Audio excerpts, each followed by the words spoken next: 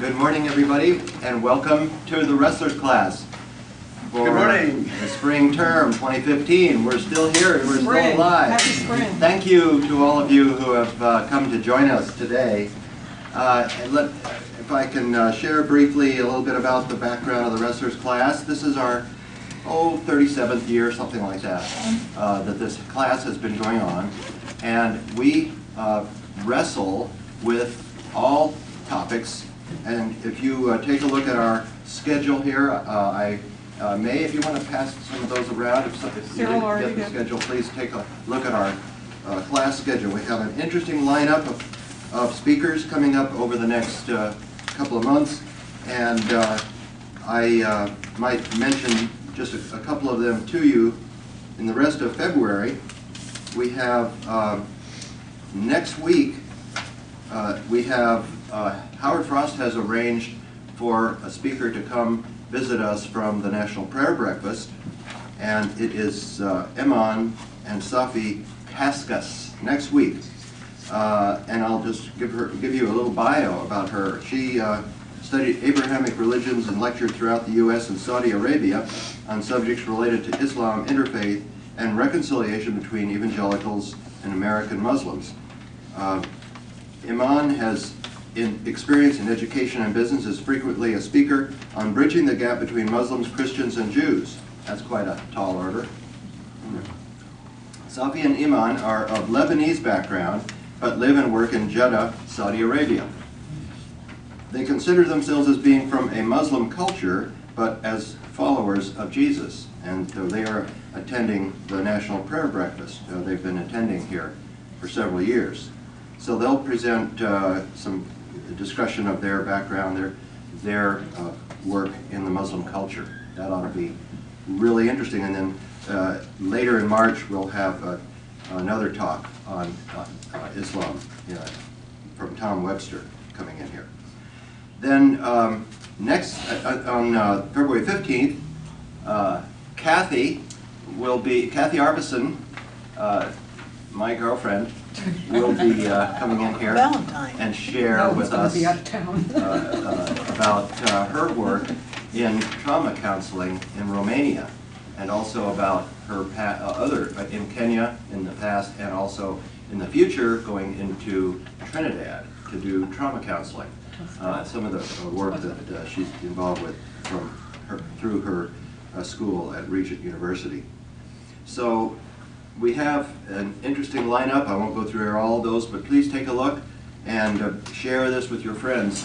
I need help on marketing, so please pass the word. Word of mouth works pretty well, and we will try to keep this up.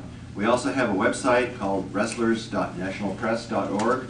You can take a look at that anytime and see the recordings that we've made of this class that have gone on for we have about 360 audio recordings and some video recordings on that website. So hope you check those out. Now this morning we have with us our dear friend and colleague Jim Anderson, who is the church librarian, and the director of our, what do you call it, media center? What do you call it? Oh, no. Librarian and Archivist. Our librarian and archivist for the National Presbyterian Church, and he has been very faithful in organizing, managing, and marketing the resources in this library. And I was just talking to Jim before the class briefly about this. It has just occurred to me that we have a lot of options in media today, from Twitter and Facebook all the way to the traditional media, and I still have found that it is books that are the best way to really understand something. And we're encouraging people in this class to seek answers to all the big questions. So we try to talk about the whole range of big questions in life, and they're found in books. Here's a passage from Deuteronomy. I will just read this and then lead us in prayer. This is from Deuteronomy 31. So Moses wrote down God's law and gave it to the Levitical priests who were in charge of the Lord's covenant books and to the leaders of Israel. He commanded them at the end of every 7 years, when the year that debts are canceled comes around, read this aloud at the festival of booths. Read it to the people of Israel when they come to worship the Lord your God at the one place of worship. Call together all the men, women, and children, and the foreigners who live in your towns, so that everyone may hear it and learn to honor the Lord your God and to obey his teachings faithfully. In this way, your descendants who have never heard the law of the Lord your God will hear it. And so they will learn to obey him as long as they live in the land that you are about to occupy across the Jordan. So let's pray. And Lord, we do pray that you will help us, remind us to read your word, to grow, and to understand things better through the books and the many other resources that you provide for us. We thank you so much for Jim Manners and his faithful hard work at National Presbyterian Church and maintaining and building this vast resource. And I thank you for this opportunity to learn and grow as we're in fellowship here together, and pray in Jesus' name. Amen. So Jim, take over. Thank you so much for coming.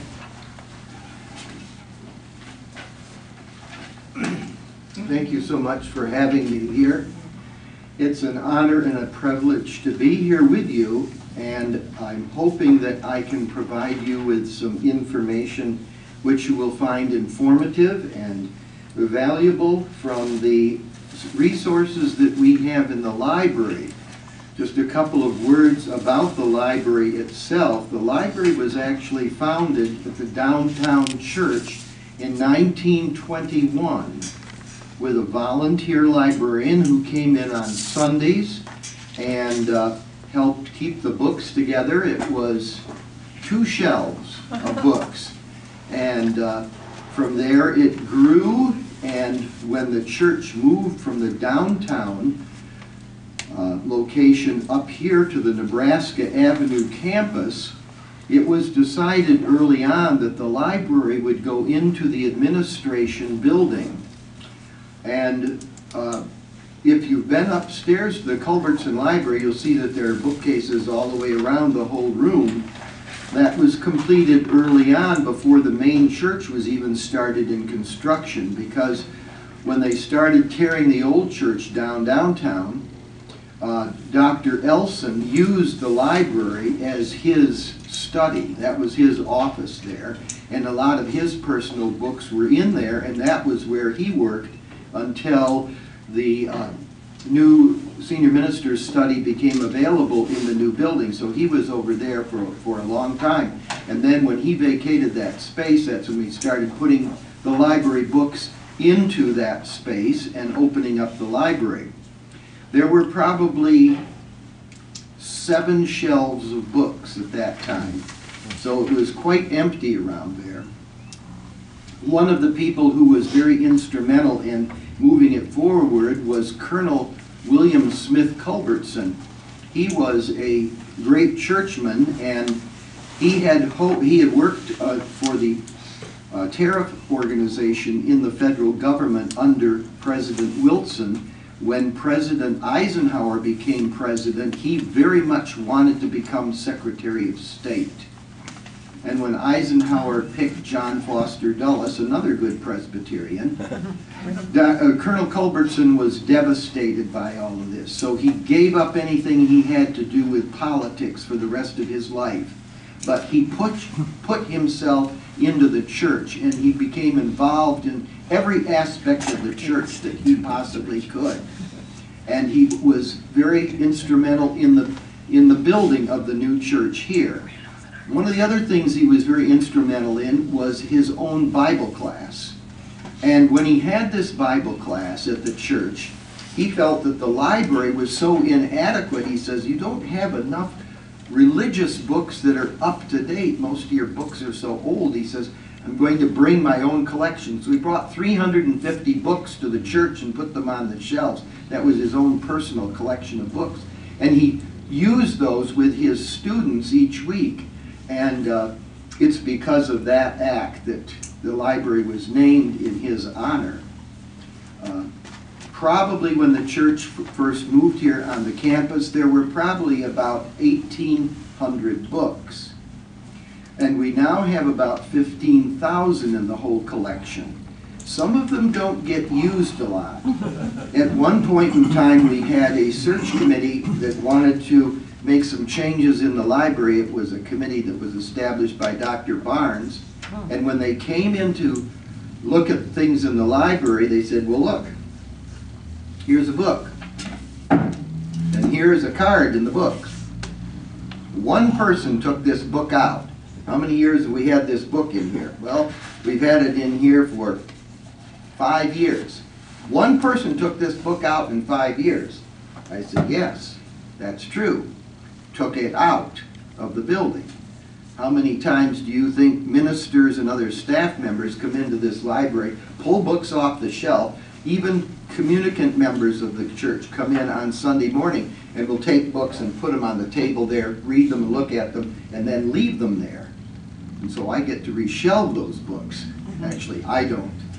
I've been very fortunate to have a lot of very helpful people to do that and assist. The library is very much alive, and there's a lot of things happening, and we have tried to buy a good number of new books if the budget will allow, but we've also been very fortunate in having good books given to us. We receive about 3,000 books every year. Anybody who wants to clean out their garage or attic gives them to us. So we divide them up into 3 categories. One are books that we think we will put into the collection because they're very good. Other books we think we will put into a sale or a giveaway or give to other congregations. And the third group, which are so bad they may be moldy, they may have paperbacks, or they may be torn in some way, and those just go into a recycling bin. There is a group of Amish people that collect unusable books. They take the covers off of them, they put the book itself into a bin, and it gets mixed up with some other chemicals, and it's reconstituted as recycled paper. And so there's a lot of ways to use books. What I thought, the title here on your paper says Church History Resources of the NPC Library. I'd like to center a little bit more on the church as seen from the library in the 20th century, because there are so many books and so much time, and I would like to try to, if I can, center on some of these books which are in the collection, which would be helpful about the history, and many of them are going to be based on individual people. So that's where the center of this talk will be scheduled on.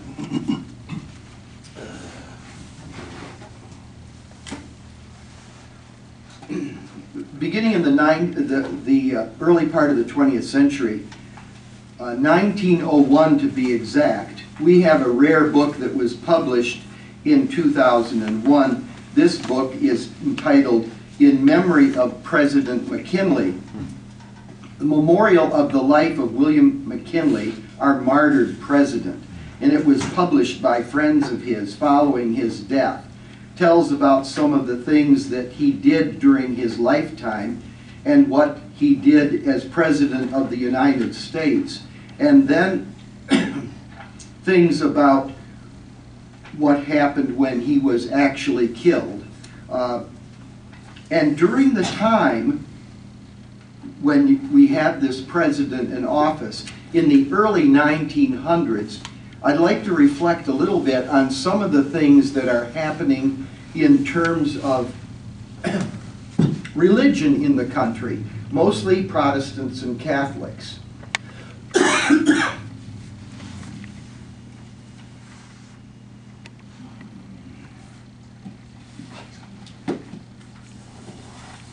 I'm going to move around a little bit in no particular order to give you some ideas of some of the people that came in to the picture, which would show you what's happening in the life of the churches in the early part of the 1900s. in the Middle Era, a woman came into prominence, Aimee Semple McPherson, who some of you probably know. She was a very famous evangelist. She ended up out in California and built a large temple out there called the Angelus Temple, with which she preached. And she was one of these early people. You know, when you think about somebody out here in McLean, Lon Solomon, and he walks onto the stage and there's these projected images about him. A lot of these contemporary churches, mega churches, are doing those sorts of things. Well, they aren't really all that new, because back in the 1920s, Aimee Semple McPherson was doing the same thing. She had large screens up there and she would put up pictures of the wise men going to Bethlehem or some other religious thing that had information which she thought she ought to impart to the people that she was who she was working with. Another person involved with the masses of our population in terms of religious types of things. Many of you probably are aware of Norman Vincent Peale, who was a great preacher in the area of ministry in the New York City area, and wrote probably one of the books that sold more during its time than any other else, The Power of Positive Thinking. This book explains about his life and some of the things that he did which attracted a lot of people in religion at the time. He has also been one of the preachers who preached from our pulpit here at National. Another person who was very influential at the turn of the century time was Dwight Lyman Moody. He has developed a school in Chicago. He preached in the Chicago area. It's wonderful information here about his life and how he came to be, and the many, many people he influenced in his life in that whole particular area. Additionally, another person who you're probably quite familiar with that influenced in preaching in the various areas was Charles E. Fuller.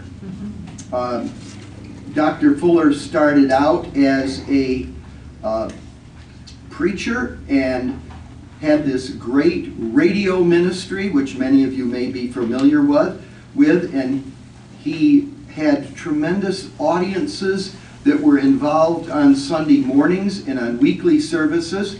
It was very popular kind of thing that gave a lot of credence to the popularity of the religion to the masses of people. Some of the new people that have been taking his place would be people like Joel Osteen and of that nature, now on television, and we know that many of these television evangelists have come and gone, but he was quite a pioneer with this back when radio was somewhat in its infancy. And this book was written about him by his son, and then eventually, as you probably know, he founded Fuller Theological Seminary out in California, which some of our foreign ministers, graduated from. He also had in his whole programmatic style his wife, and she was instrumental in helping him from the standpoint that they would receive hundreds of letters every week. She would read all of these letters that they would get and then pick some ones out that she thought were good letters to have him read on the radio. And then he said, well, I think you should be reading them on the radio. So she would do the reading of this. But she was very instrumental in helping him through his ministry. This book is called Heavenly Sunshine. I don't know whether any of you ever heard the old-fashioned revival hour, but that was their theme song as they started out every Sunday, was Heavenly Sunshine. And Mrs. Fuller would, at the end of the program, read some of these letters about people who were involved in the services or people who had listened to the services. And so it's interesting to get information about some of the things that were happening maybe outside of the parameters of the mainline churches. In terms of things that were happening inside the mainline churches, this man comes to mind, John Wanamaker, who was a great entrepreneur and started a magnificent chain of department stores in Philadelphia. I would compare him sometimes to someone like Donald Trump, only his life and Donald Trump's life were very divergent. John Wanamaker, in spite of all of the work that he did in terms of the department store and the mercantile trade, he was also a devout Presbyterian. He helped the city of Philadelphia found 3 separate Presbyterian churches. One of these churches grew to the point where when he was the superintendent of Sunday schools at this church, that they had 5,000 people in their Sunday school program, adults and children alike. There were 185 Sunday school teachers. So you could see that many teachers, you've got quite a problem on your hands.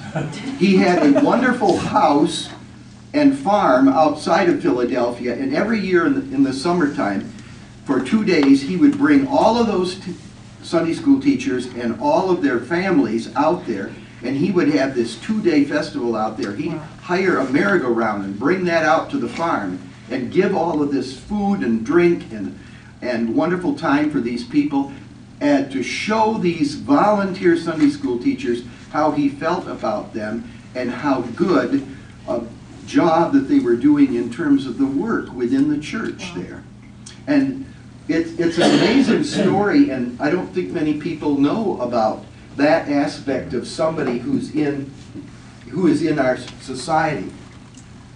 Another person, wonderful lady, 2 books by her, about her. Henrietta Mears was her name. She was originally a Baptist, but then she got attracted to the Presbyterian way of religion.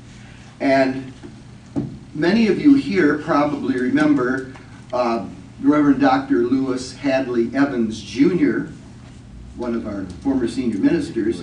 His father, the Reverend Dr. Lewis Hadley Evans Sr., was the minister at the First Presbyterian Church in Hollywood, California. He was the man who hired Henrietta. And Henrietta started the Sunday school program. There was already a Sunday school program. She just expanded upon it. And it got so big that she was taking up areas within the sanctuary. She would divide the sanctuary up. So Dr. Evans said, Henrietta, we have to have some time to have worship services here. And so in order to do that, she said, I think what we need to do is go to the session and think about building a Sunday school building. And he said, well, where do you think we should build this? And she said, well, there's that parking lot right over there.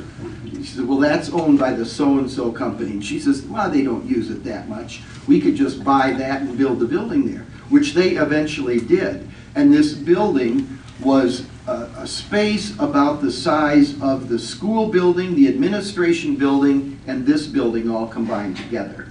And they had all of these Sunday school students in there. The other thing that Henrietta did, which was rather interesting, she didn't like the curriculum that was being given out by the Presbyterian denomination at the time. So she said to Dr. Evans, I think we should write our own curriculum, because I think if we wrote our own curriculum, we could do it much better. And he says, go for it, Henrietta. So she started writing this curriculum, and then for all of the Sunday school teachers there, she had this mimeograph. Well, the mimeograph machine was in the church office, and they were using that to run off the church bulletin. But whenever a secretary wanted to come in there to run off something for a bulletin, there's Henrietta cranking out more of these Sunday school curriculum things. Finally, he came to her and he said, Henrietta, you're taking up too much time running all this stuff off on the mimeograph machine. She said, hey, you know what? I think we need a second mimeograph machine. So they got a second mimeograph machine, and she was running this stuff off. What happened was about 5 years into her program there, other churches started hearing about this fantastic curriculum that she created for First Presbyterian in Hollywood. And so they would start writing letters to her, asking if they could get copies of this. And she said, well, you have to pay for the paper or something. So she charged them some nominal fee. Well, there she is, in the church office, running all on. So Dr. Evans comes in one day and he says, Henrietta, he says, you're running a whole business out of the church office here. We don't have room for that sort of thing. She says, okay. So she took her garage, parked her car out on the street, took the whole garage, hired a woman over there, and they had 2 mimeograph machines, and they started cranking this stuff out and selling it. So it's a wonderful story. And she had a great many students in her Sunday school program, because it was from the little children all the way up to the adults, and amazingly a lot of college students she got in there. And some of the college students she got were, you might know, Bill Bright, who very famous founded Campus Crusade for Christ, and also the minister's son, Louis Evans Jr., who was our senior minister. He got into that class. And one of the other people that was also in the class was this man here. And so all of those men knew each other and had a lot of following. Richard C. Halverson. Dr. Halverson was in that same group of people. And she called them my boys. And they were just like bees to the honey, or bees to the flowers, because they thought this woman, was the greatest thing since sliced bread. And she had a tremendous influence, not only on Presbyterianism, but Christian education throughout the United States during that time period. Jane? Well, she had a big influence on Bob and I, because we were in the Mariners class. Oh, yes. And Beginnings we were, of, yes. And we were trained by her, and you really marched to her. You did it Henrietta's way, didn't you? There's no Yeah, other way to do because it. it was the best way to do it. And they had a wonderful nursery that was run by ladies, because that was very important to us, because we had a 2-month-old baby. And they were run by these beautiful ladies in candy striped uniforms. Oh. It was just, everything was just run so well. Sorry to interrupt you. No, that's fine, because she was a wonderful organizer. Don? Yeah, has that curriculum persisted, or has it been influential? It has been influential, but it has been revised and surpassed and modified in many other ways. But for the era in which this was, the 1930s, 40s, and 50s, it was great. It had a great influence on the times there.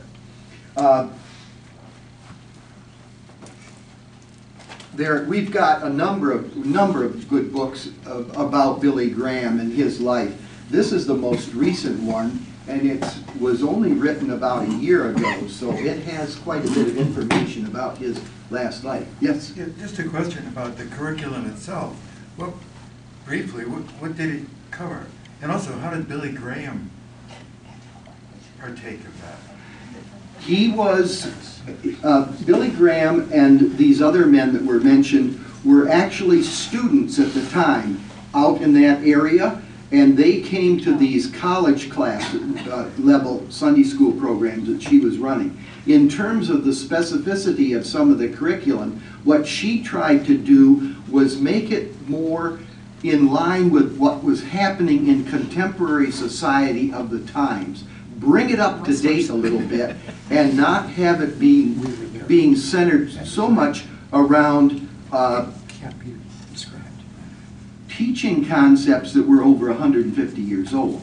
And that's what she was trying to do, was to update it in terms of the concepts that the people that were being influenced by it, both children, youth, adults, all three of them, would have a little bit more of an interaction with something that they could relate to contemporarily in their time. And then it would relate back to some of the things which were historical with the biblical sets.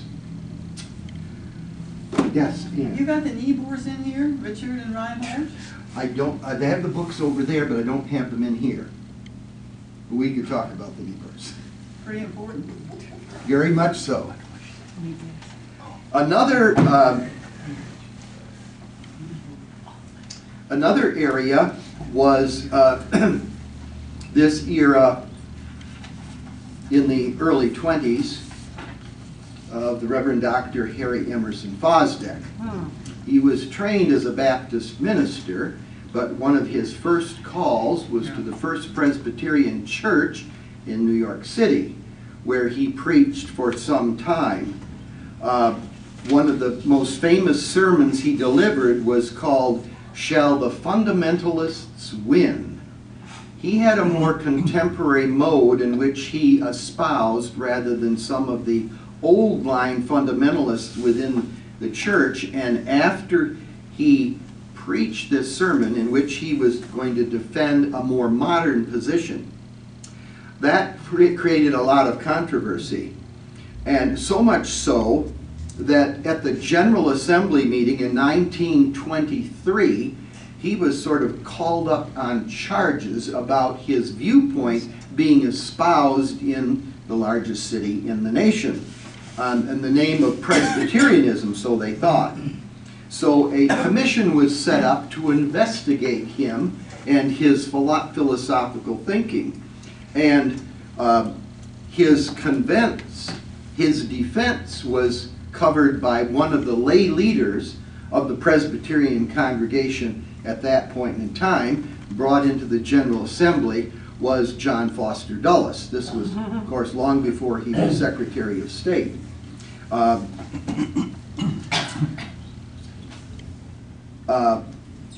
When the whole thing was over with, Fosdick escaped what was going to be his unholy demise with this thing, and the General Assembly backed down on this. But in the end, he left the church. He left the Presbyterian pulpit where he was at.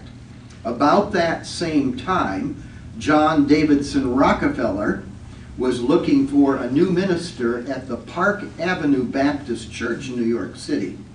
So he approached Dr. Fosdick and said, "We'd like you to come over here and be the senior minister at the Park Avenue Baptist Church in New York."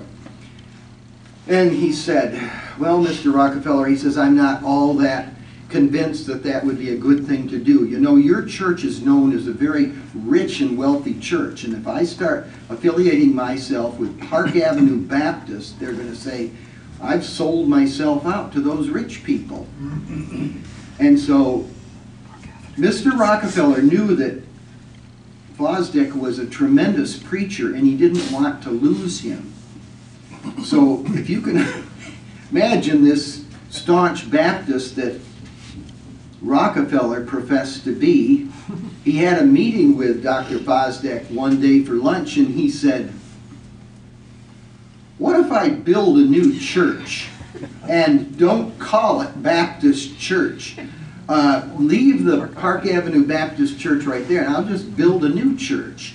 And would you be interested in coming then?" He said, "Well, as long as it doesn't have Park Avenue Baptist name associated with it," he said, "I think that would be a good idea." And that is when the Riverside Church came into being. And Dr. Fosdick became the first minister at the Riverside Church and had a very interesting tenure there.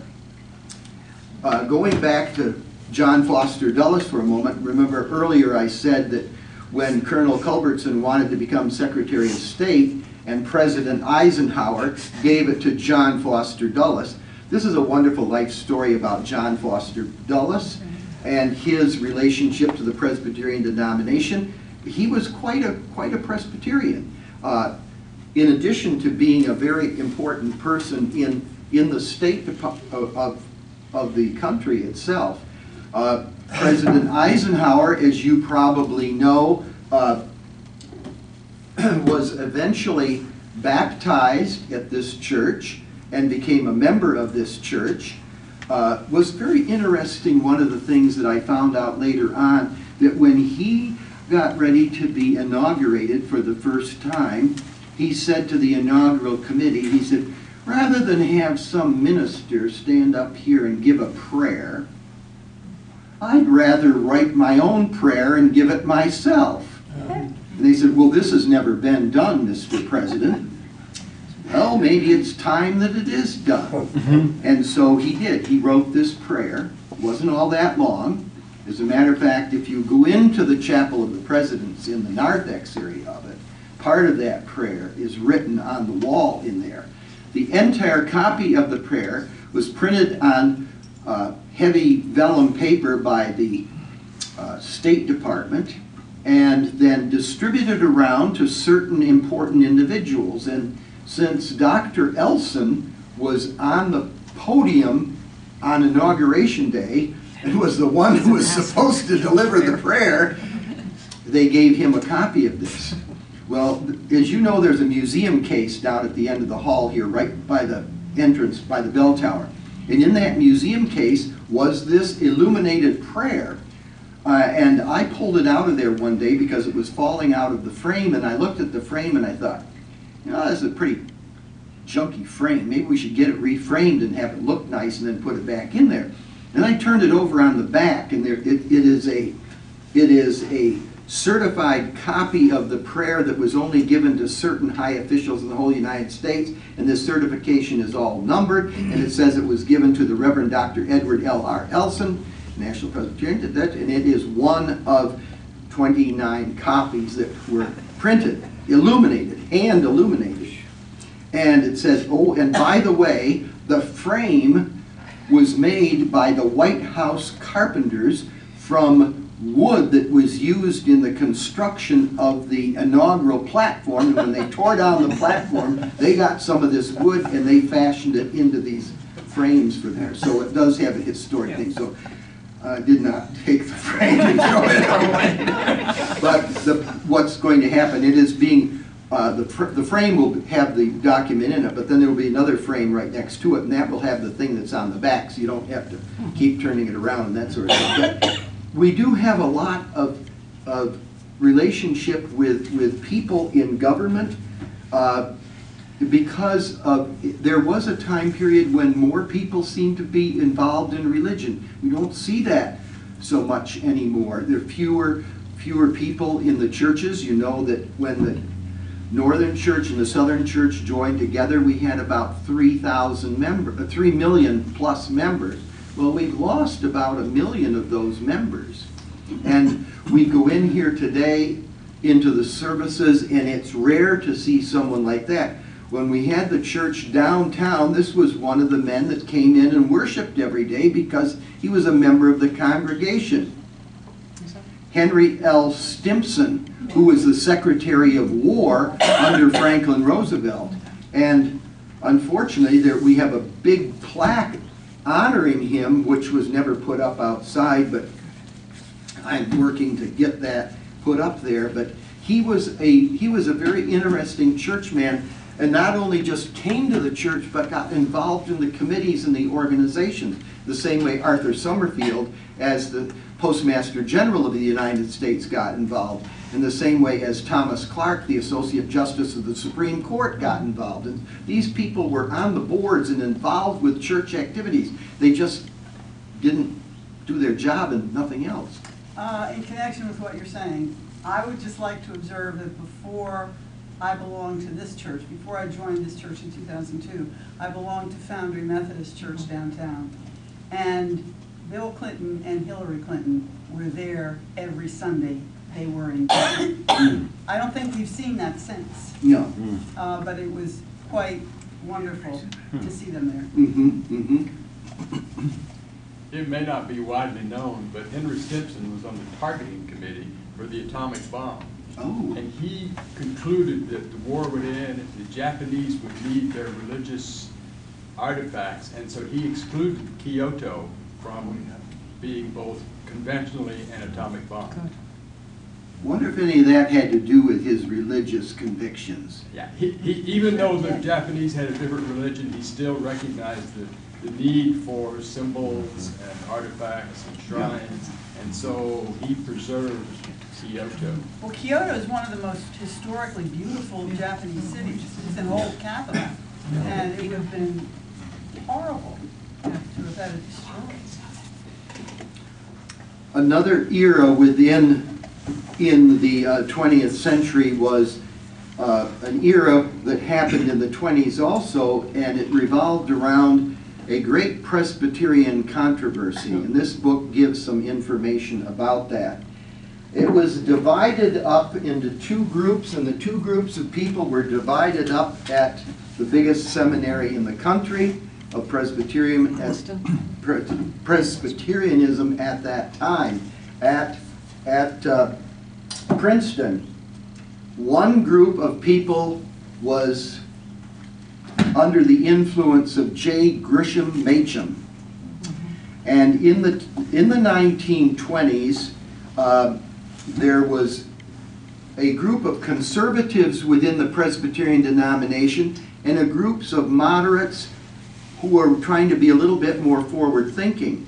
And Grisham couldn't stand these modern views that some of the professors that Princeton held.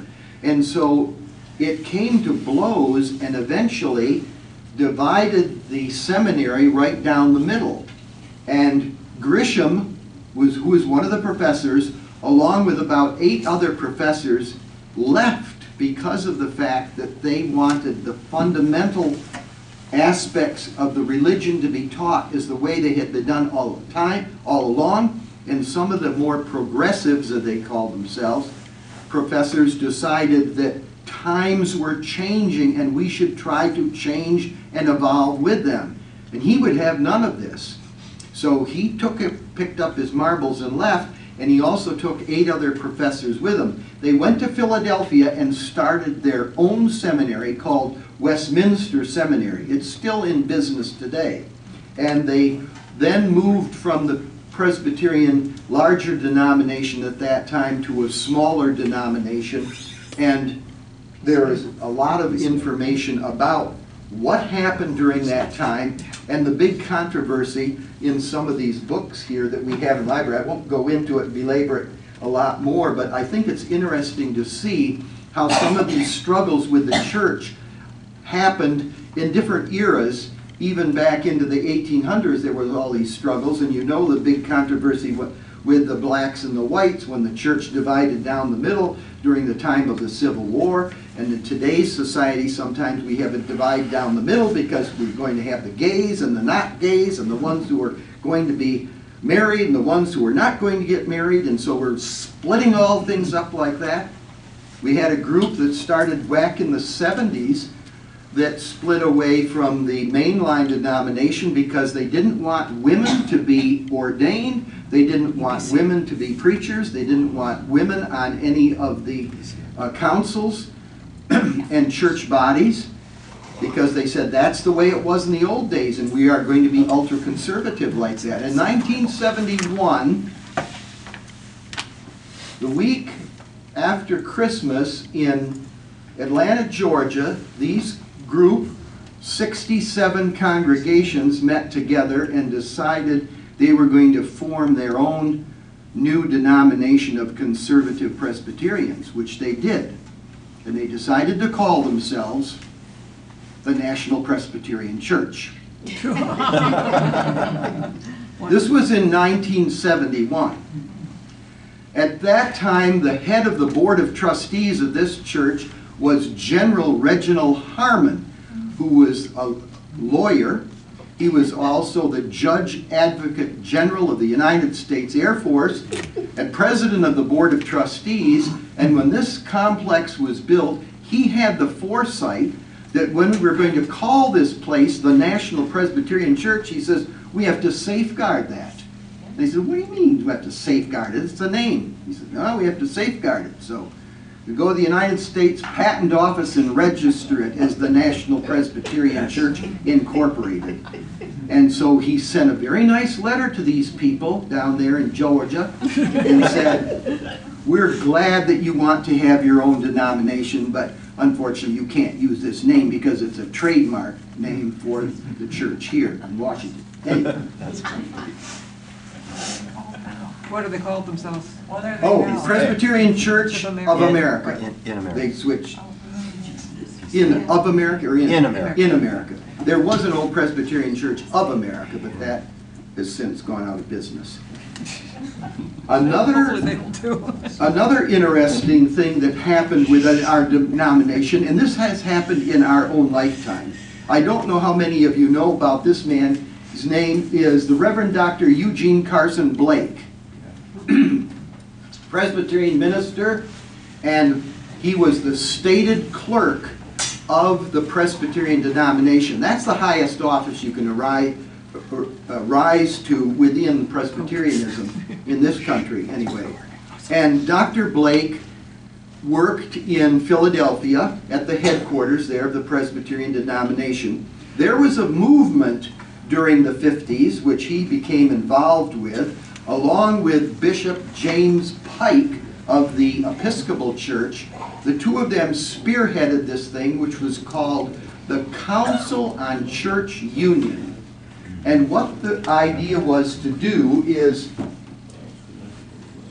we got these people across the street over here that are Baptists, and down the road here a little ways we've got Methodists, and pretty much we all believe in the same thing. We might genuflect a little differently, or we might take our communion a little bit differently, but basically we're all the same. So why don't we join the churches back together?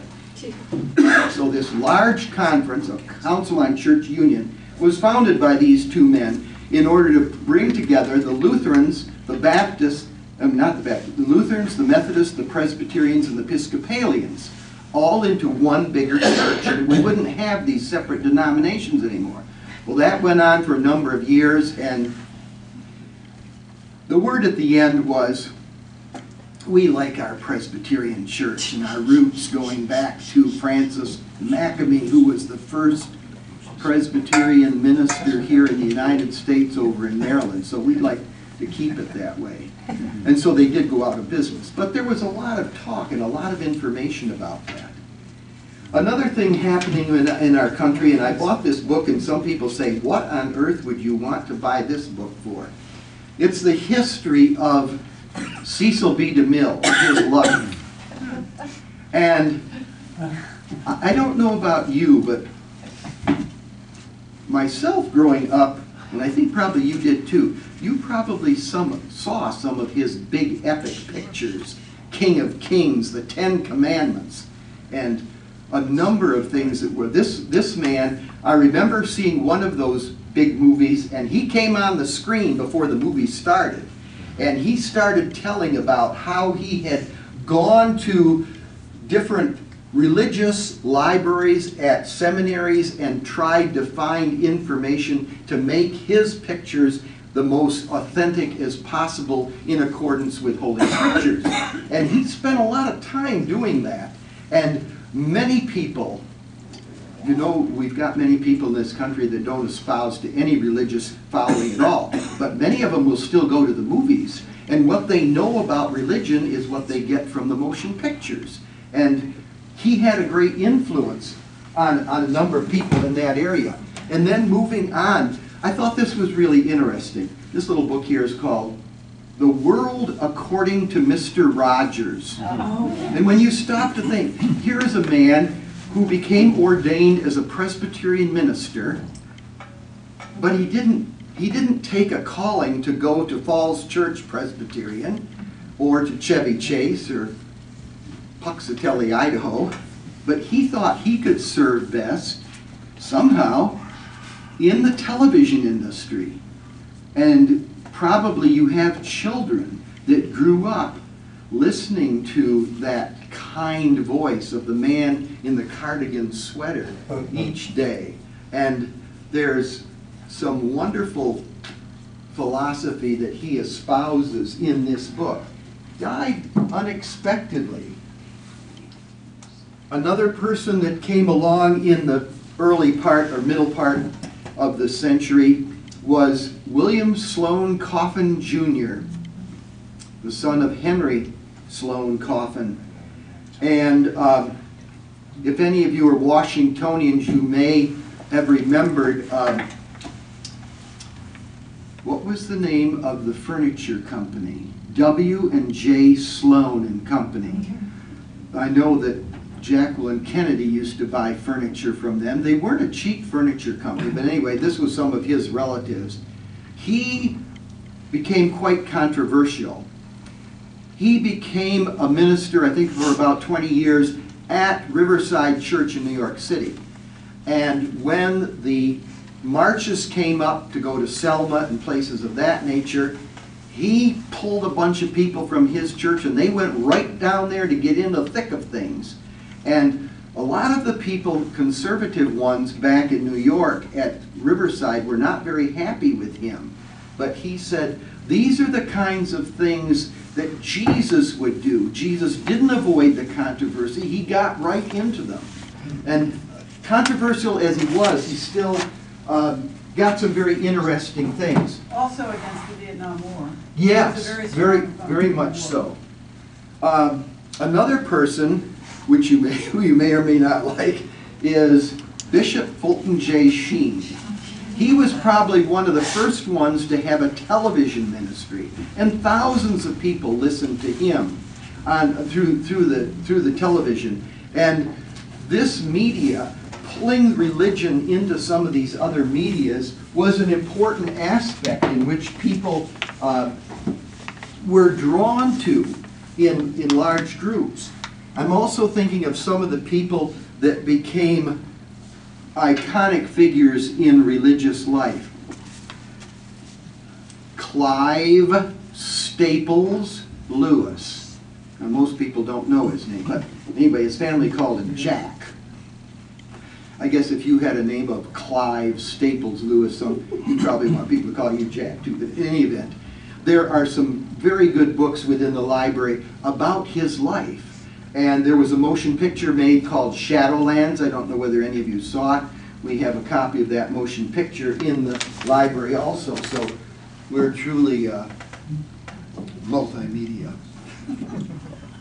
I just might add that Pastor Louis Evans was quite helpful in getting, organizing and supporting the early days of the C.S. Lewis Institute here. When it was basically run by a bunch of volunteers, and they didn't have any place to have classes or so he opened up this church to use the classrooms for a lot of the C.S. Lewis Institute's early work. And also the Morleys, Morley Bookstore. Yeah. They were very helpful in supporting that institute and getting it off the ground, and it's now, of course, quite successful in spreading around the country. There are some contemporary people today that are writers. Many of you probably know the work of Max Lucado. He's done a lot of Christian writing.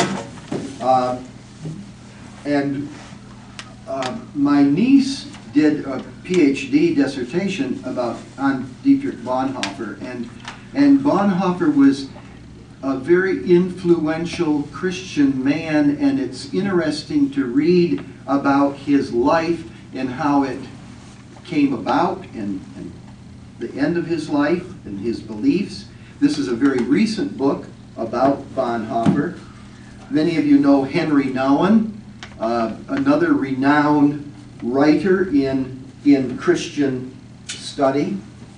Probably very few, if any of you, ever heard of Ruth Hanna McCormick. Ruth Hanna, this is a biography about her. She was quite a woman. She was the daughter of Mark Hanna. Ironically, Mark Hanna was a political operative, pretty sleazy guy, but had a lot of money. And he was the one who was very influential in getting our poor martyred president here, William McKinley, into office. Well, his daughter, Ruth, liked being in the Presbyterian Church. She married one of the McCormicks, and so they had lots of money. And she was involved in the Presbyterian denomination almost probably as much as Helen Walton has been involved. Helen Walton just died, I think maybe a year or two ago. She was the wife of Sam Walton. She gave the Presbyterian denomination $15 million a few years ago. And it would have been nice to have her come up here to National. Maybe she could rub a few of those dollars off on us. Anyway, Ruth Hannah McCormick was very involved in sitting on church boards at the national level with the Presbyterian denomination. And in the early 1920s, you know, the mid-1920s were the era which money was flowing and everything was fine up until the crash came in '29.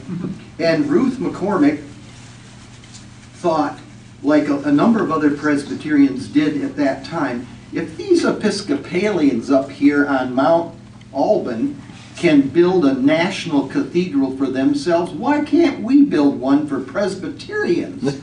So she wrote a check for $100,000 in 1922 and gave it to the Presbyterian General Assembly. And they put together a group of people who were going to build a Presbyterian cathedral here in Washington. They hired the Boston firm of Cram and Ferguson, which Ralph Adam Cram was a magnificent Gothic cathedral builder, and they put together sketches and designs for us for this magnificent Gothic, French Gothic type cathedral, which was going to be up on Calvert and Connecticut Avenues.